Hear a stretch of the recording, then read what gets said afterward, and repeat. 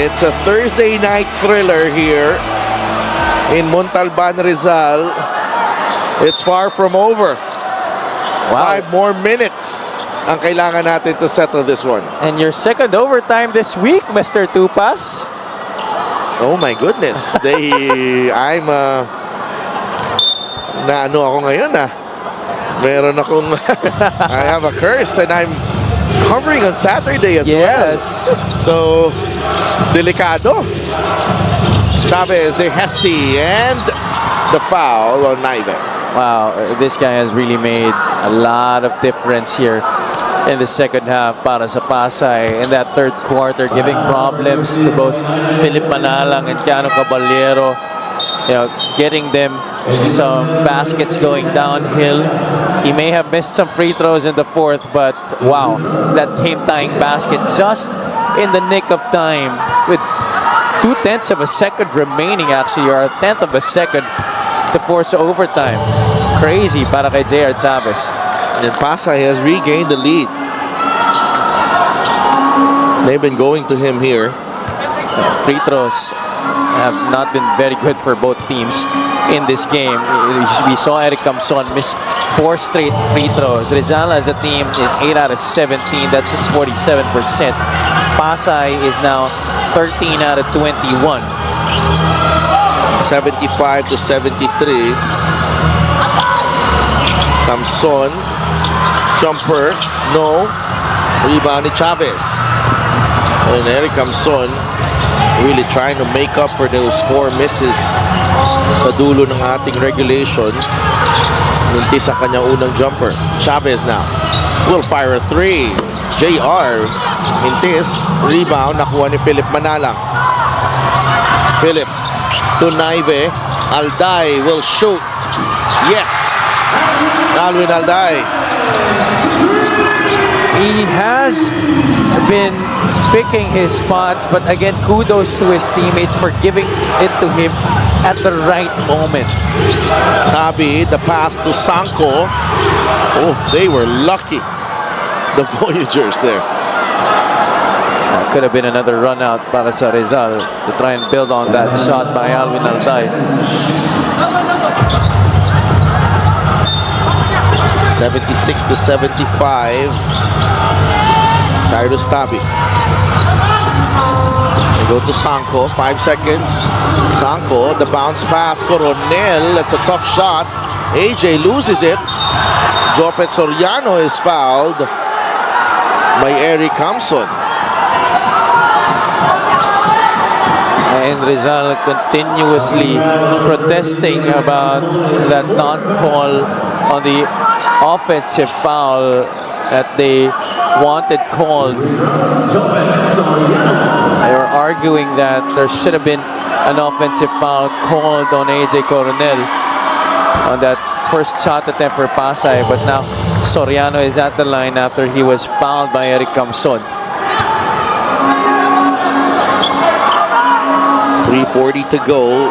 14 of 22 at the line. The Voyagers make that 15 of 23. 11 points now para kay Jopet Soriano, and he is the 4th player in double figures for the Voyagers.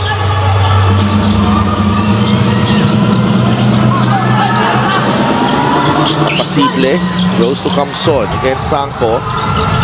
A step back, a fade away. He continues to miss Eric Camson. Chavez to Coronel. Tabi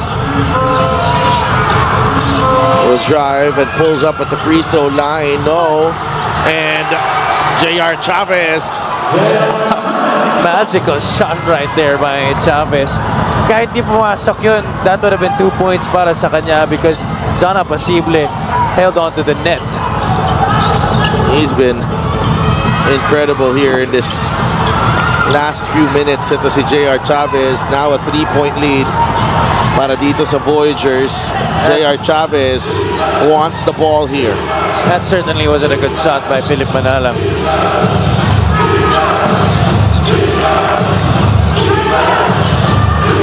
Tabi against Naive. 3 seconds on the shot clock. Soriano able to draw the foul on Mpbl. Yeah, Mpbl put down his hand just as Soriano was rising up for the shot. Looking the more steady team here. Itong Rizal Central Mall Gold, the Pasay Voyagers, really. And that's why Coach Ralph Rivera making a change here, putting in Samboy De Leon, Cano Caballero, and Marco Balagtas, possibly for the final 2 minutes of this game.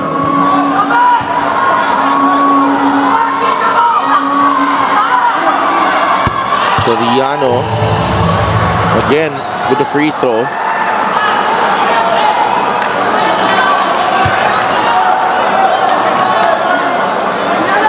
(80-76), 2:24 remaining. In overtime, perfect at the line, Jopet Soriano. 5 for 5. Hindi siya kasama doon sa struggles ng Pasay sa free throw line. Yeah, the only guy who's been shooting perfect from the free throw line tonight for Pasay. Alday. Salenga is there. He'll squeeze in. Alwin Alday. And that's going to be 2 shots para kay Alwin Alday.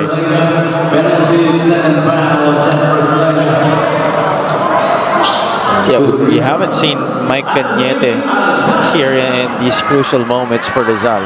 No. Alwin at the line. Ooh. Short on the first. And there seems to be no sign of Coach Ralph trying to block Cañete from the bench. He's their top scorer tonight with 17 points. Alday is his next best scorer with 15.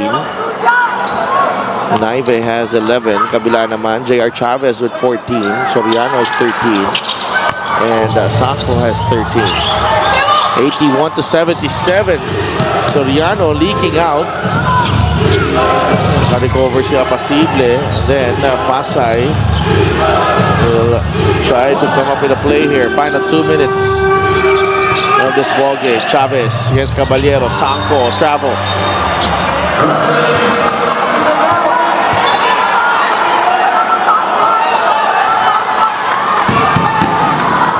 Apat ang lamang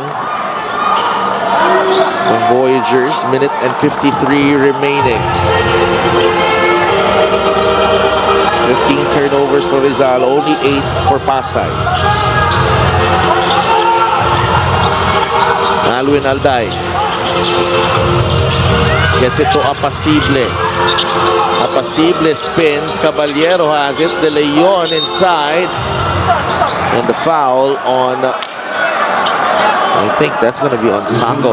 Yeah, definitely a bump on Sanko as De Leon was rising up for the shot. That's going to be it for Sanko in this game.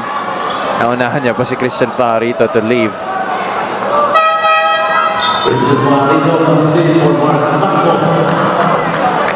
And these are crucial free throws again for Rizal, and this time it's Samboy De Leon.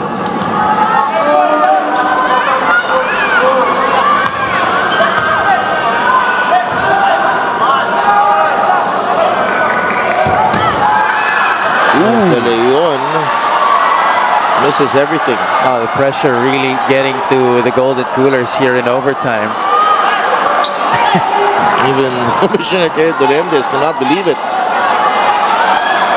I mean, they have the right to react that way. Both of them really very excellent free throw shooters during their time. 81-77.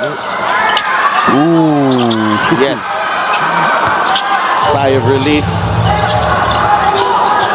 81-78.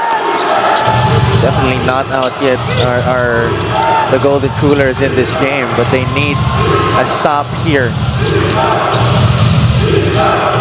Tabi makes his move. 9 points for Cyrus. Salenga out to Tabi. De Leon right in front of him. Tabi will drive, blocked by De Leon. Big play by Samboy. Balagtas fires a 3 for the tie, no good. Chavez with a rebound. Balagtas comes up with a steal and a foul on Fajarito, and that's it for Christian Fajarito. He's fouled out.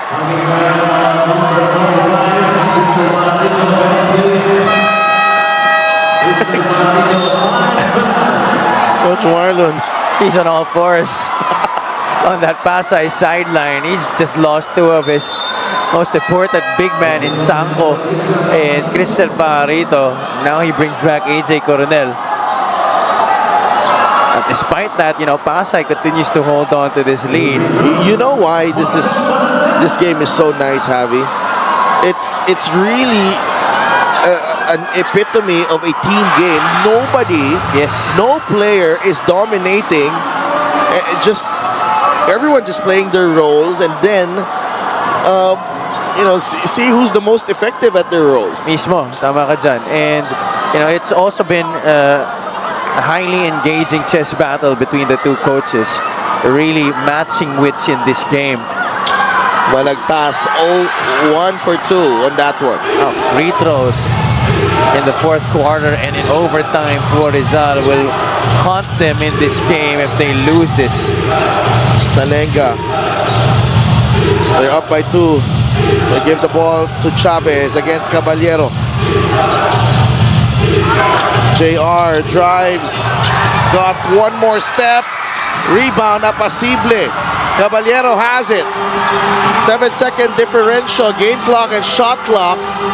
De Leon wants the ball in his hands. They go to Balagtas inside the paint, and we're tied again. Marco Balagtas. Oh my goodness. Boy, he really wanted it.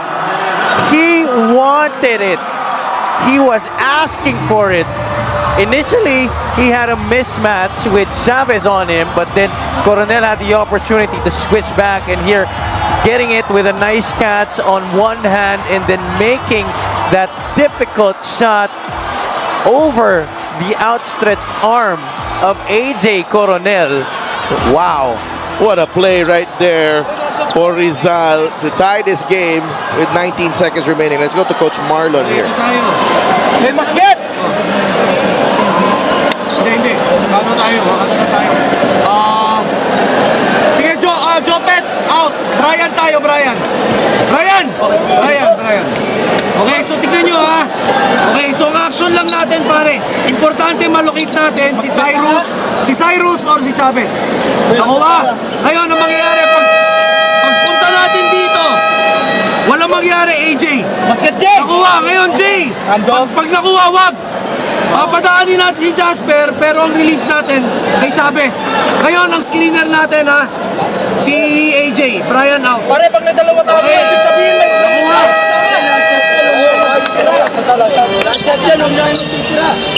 I love it. I love how clear Coach Marlon is on that timeout. Yeah, and inserting Brian Hilario in for this crucial play with 19.7 seconds remaining. This sits Jopet Soriano down. Hilario has not seen action the entire game. I was about to ask. He has not played a single second. You go for Chavez, you go for Tabi. They want to inbound all the way dun sa kabila to para maubos ang oras dito. But they're having trouble. AJ Coronel, siya magdadala ng bola dito. Coronel sees a gap. AJ too strong. Rizal with a chance to win this. Manalang to Samboy. 3 seconds remaining. Samboy will fire. No! Ooh. And we need 5 more minutes. Second overtime tonight. Third overtime for you, Mr. Tupas. Oh my. Ridiculous. Where have you been over the weekend? And we've had to experience this, but certainly this is just, a fitting scenario between these two teams who have really fought very hard in this game. 81 all it finished after that miss from Samboy De Leon. We need 5 more minutes of action.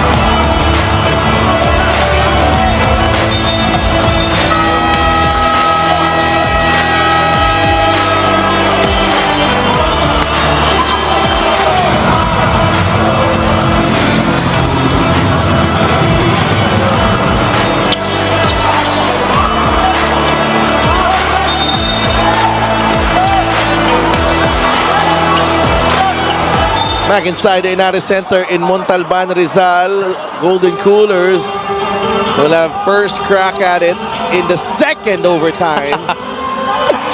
Marco Balagtas, who tied the game. Boy, am I so lucky to be sharing coverage duties with you tonight. Please. 81 all. Tabi against Balagtas. Tabi trying to come alive here. And that was a badly needed basket para kay Cyrus Tabi. And Pasay is ahead again, 83-81. That's his first basket since the third quarter, I believe. Look at the hustle play from Jasper Salenga, still down on the floor. Collided with Keanu Caballero. And both players just going for that basketball. It looks like he got hit on the chin. But strongly stands up and says, I'm okay. He really anticipated this handoff. Boom, there you go. And then won that loose ball battle. That was an elbow to the side of his face. But Salenga staying in the game.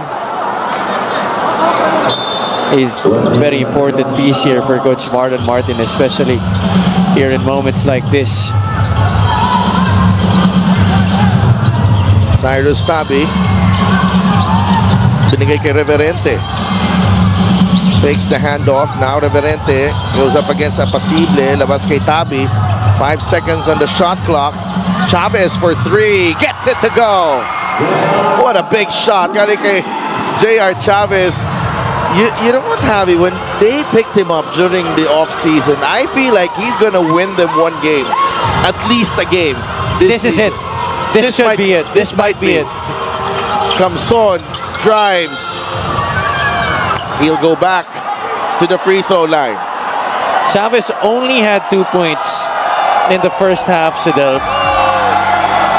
Which means 12 of his 14 points have come in the second half and in overtime. Well, you can hear it from the crowd here. Eric Camson is at the free throw line. Ooh. And still a miss. That's 5 straight misses at the free throw line for Eric Camson, who is averaging 72.3% this season from the charity stripe. He just needs one to go in. Okay. He's back on track, hopefully. Yeah, still a lot of time here in this game. That's an offensive foul on Don Reverente.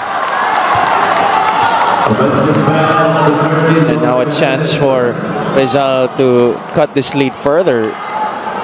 But even with 2 minutes already gone by here in the second overtime, still no signs of Michael Cañete coming back into the game for Rizal. Yeah, actually very surprised here that hindi na siya binabalik. Camson, the turnaround, the drop, Apacible for 2. 2-point game. Unselfish play, but what a nice find para kay Eric Camson to see Apacible wide open underneath. You know what, Javi? Honestly, these two overtime, the second overtime here, as Salenga misses on the 3, rebound nakuha ni Kamson. I think this is just really a huge, marker of where these two teams are at this point of the season. They're actually playing at a high level. They are. They are showing playoff level type basketball sa laro na to. The resolve that they showed.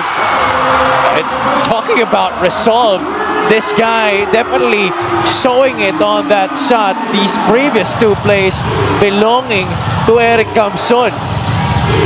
The drop off to Pasible, and then the 3 ball. Tabi goes to Soriano, blocked by Apasible. Ooh, I thought Apasible got all ball. Ooh, they have a challenge still, though.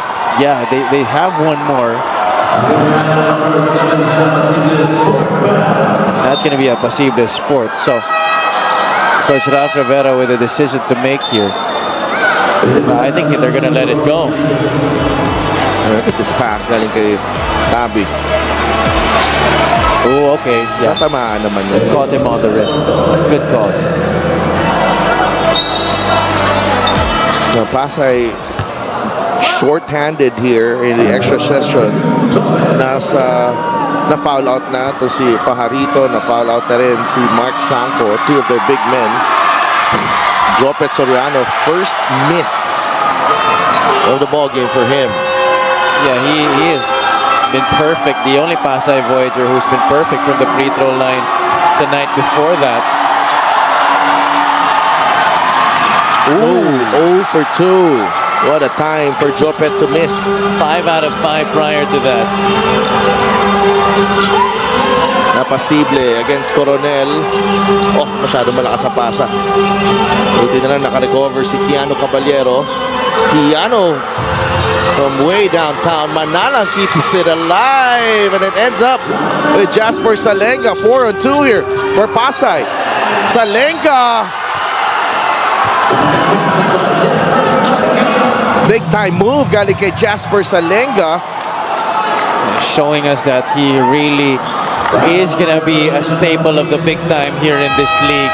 Sets up that spin move with that crossover to the left and just using his body para maitabi yung depensa dun. Got away with a little bit of a push on Alvin Alday as well.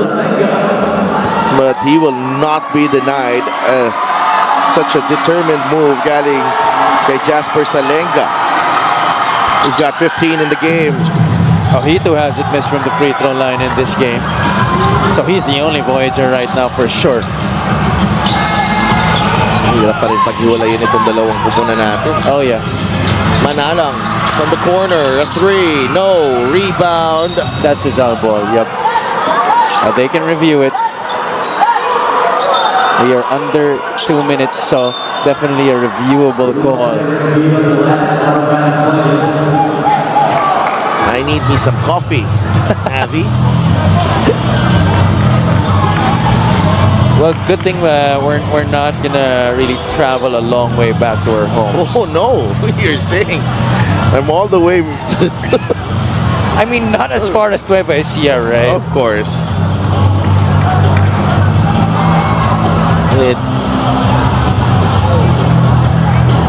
Ano yun might be a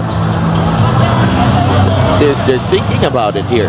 Yeah, it's actually taking them a while. They're still checking. Baka bola pa ng Pasay. Could be. And this is going to be very important for Rizal because they're down 2 right now with 1:39 remaining. This could give them another crack at tying things up or maybe even take the lead with a 3. It's Pasay basketball. Award review goes to Pasay Voyagers. Yeah, and that's after a thorough review. Wala na sila magagawa dyan.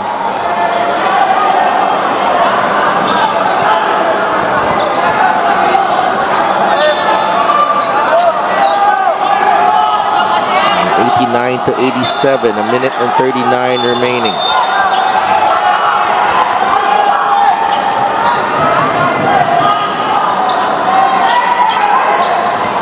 And they're showing it right now on the screen. The last touch. Tough call, actually. Really tough call call to make. And this game has been so tight. It's featured 12 deadlocks and 21 lead changes. Wow. That's a lot. Minute and a half remaining in the second overtime. Cyrus Tabi. Thompson is there. Salenga. 6 seconds to work with for Jasper. Wants to test the defense of Alday. Salenga, the drop! And the finish galing kay Jopet Soriano. Almost the same move, almost the same drive, but this time he passes it off to Soriano, who was waiting as he relocated to the left side of the basket. Wow. See here, Salenga again one-on-one against Alday, and then Balagtas comes over to help. You had Soriano wheeling to that left side of the basket. Hindi na masyado nakasunod doon si Eric Campson to prevent that shot. Alday makes the first free throw. 17 points in the ball game. And Mike Cañete has not seen action in overtime. Yeah, both overtimes. You would think that you'd need one of your top big men there in the game. The top leading scorer before Alwin Alday. Especially. 2 for 2 for Alwin. They make an adjustment here. Alwin comes out. Pinasok na si Neil Tolentino to defend. Ito si Jasper Salenga. AJ Coronel. Chavez against Caballero. A lot of time left on the shot clock here for J.R. Chavez. It's down to 10 now. Chavez drives. The drop. Coronel. They've been having a hard time staying in front of these Pasay guards. Itong Rizal Central Mall Golden Coolers. And it has created a lot of problems and a lot of opportunities for the Voyagers on the other hand. Yeah, particularly ito si J.R. Chavez. But what a screen set by Jopet Soriano. Phenomenal pick set there to free up Chavez with that lane going to the hoop. And then AJ Coronel making himself available for that pass. That has been the problem for Rizal here in the second overtime. Those drives to the basket, the defense breaks down, and then there's a guy available for the drop pass. The helper, walang nagagawa.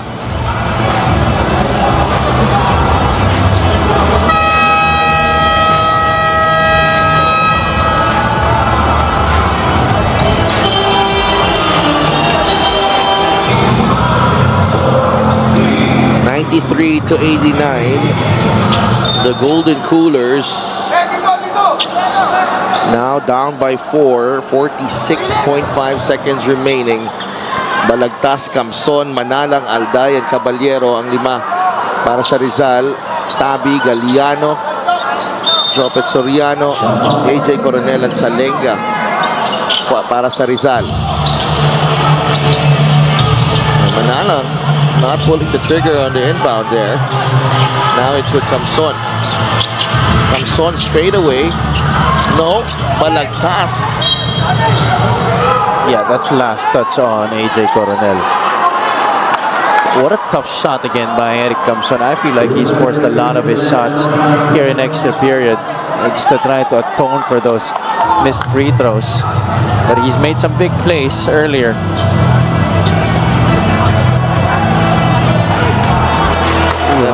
That's on AJ. Yeah. It's on AJ. He's going to stay with Rizal. 37 seconds remaining here in the second overtime. Bola ng Rizal. Well, Rizal has shown that it could come back even from a 4-point deficit with just right about this kind of time remaining on the clock. So let's see how things pan out for them here. Thompson nearly lost it, and he lost it. Tabi to Salenga. Jasper has time. Had to give up the foul. Alvin Alday. That was the wise thing to do, to get more time off the game clock rather than extending the lead and giving Rizal another chance to get back and maybe make a basket themselves. Now they get some time off the game clock and then free throws now to extend the lead to 6. Jasper Salenga. Another unbelievable performance here from the Voyagers. You think they're only good at home? They're also good on the road. They're showing us that even with their 2 main big men already out of this game, the guards have really stepped up to the plate. Alday has it. Will launch the 3. It's short. And that should be it. And it's really still going to be a big question as to why Michael Cañete wasn't fielded in extra period. I'd really love to know why. He's now, I see Mike Cañete here, right behind Coach Ralph Rivera from my angle behind the A-board. And he's downcast. Yeah, and he's drowned himself in his towel. Yeah. Yeah, for all the efforts he's made in this game, I'm sure it's very sad for him that it ended up this way, especially on his birthday. I mean, that's very frustrating, right? Yeah.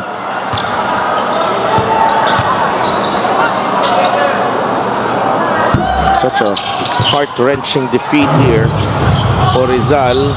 It's not the end of the world, but with the way that this ball game has actually, panned out, because they had their chances. Multiple chances. Yun lang talaga yun eh. It's, you can chalk this one as a loss, but the manner that you lost, it's gonna be, a bitter pill to swallow. And these are the things that they really are gonna look back on. One of the things they're gonna look back on from this game, it's their free throw shooting. Because multiple times they had a chance to end the game, particularly those 4 missed free throws by Eric Camson. They could have had it in the bag already and prevented overtime, but they allowed Pasay the chance to get back in the game via J.R. Chavez, and it's just really been that way. Rizal not taking advantage of the opportunities that have been presenting themselves to them in extra period and in the 4th quarter. No, that's an extra motion on Eric Camson, from Eric Camson. Just a lot of frustration already galing sa kanya sa laro na to. It hasn't been an easy time for him, particularly in extra period. Now, there could be further punishment here. Could be an upgrade. Could be an unsportsmanlike foul on Eric Camson. And that's highly unfortunate, considering that the outcome of the game has already been decided. Upon review, it was an unsportsmanlike foul on number 13, Eric Camson, for excessive hard contact. And sometimes you have to. I think this Rizal team will only go to wherever Eric Camson takes them. And I think tonight, nangyari nga yun. Eric Camson has committed to unsportsmanlike fouls. That's a couple of unsportsmanlike fouls for him. Is out of the playing court. That's why he's hitting the showers early. No, it's not early. It's 5 seconds early. Yeah, 5 seconds early. At least nauna siya doon. Just a really very unfortunate ending for the Rizal Golden Coolers. And, I think from that statement that you said, Sadaf, that Eric Camson, that Rizal goes where Eric Camson takes them. They really were a victim of that tonight. Yeah. Because, those missed free throws, some questionable decisions as well on his shot selection in extra period. I thought the first unsportsmanlike foul on him should not have been called as well. Yeah. Let me make myself clear. So, But this second one, of course, this is something that you don't want happening, especially with the outcome of the game already decided. We understand that there's frustration with the way this game has turned out for you, but it's definitely not an excuse for you to make actions like that. 96-89 ang ating score. Pasay on their way to a victory. Alday with the steal, and Tolentino will fire. That will do it. A big win for the Pasay Voyagers. They extend their winning streak here on the road this time. Rizal Central Mall Golden Coolers not able to overcome the Voyagers. They've had some big wins here in Montalban, but this time the Voyagers getting the better of the Golden Coolers in overtime, in double overtime. Our best player of the game is brought to you by 1xBet, title sponsor of the Mpbl. Your choice, your victory. Feel more game with 1xBet. JR Chavez, his time has come para dito sa Pasay Voyagers. A big time performance galing kay JR, sending the game to overtime, Javi, and then with some big time plays in the last two overtime sessions. He has now won a game for Pasay this season. 17 points para sa kanya after only scoring 2 points in the first 2 quarters to go along with 4 rebounds and 4 assists. What a big time performance galing kay JR Chavez. Let's go to Andrea Indicio. Maraming salamat. First of all, congratulations JR for this big win. Alam mo, yung layup mo in that fourth quarter sent your team into overtime. Nagbigay ka ng pag-asa para sa Pasay. At yung napakaganda mo nga naman, na-tres ang isang nag-solidify in that second overtime sa panalo nyo ngayong gabi. Pero undoubtedly, this is a huge team win para sa inyo. Nung gusto mong sabihin sa iyong mga teammates, kila AJ Coronel, Jasper Salenga, kila Sanko, and the rest of the team na talaga namang ibinigay ang kanilang lahat hanggang dulo.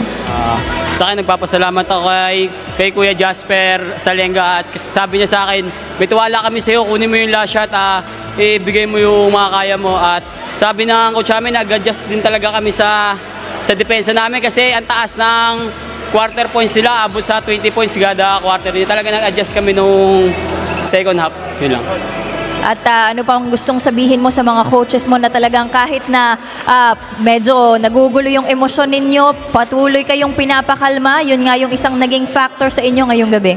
Sa akin, nagpapasalamat ako kay coach kasi binigyan niya kami ng kumpiyansa lahat kaming mga teammates. Talagang tulungan lang kami, nagtiwala lang kami sa isa't isa. Yun lang. One last thing, saan kayo pinaka nahirapan sa Rizal? Sa pass break points talaga nila.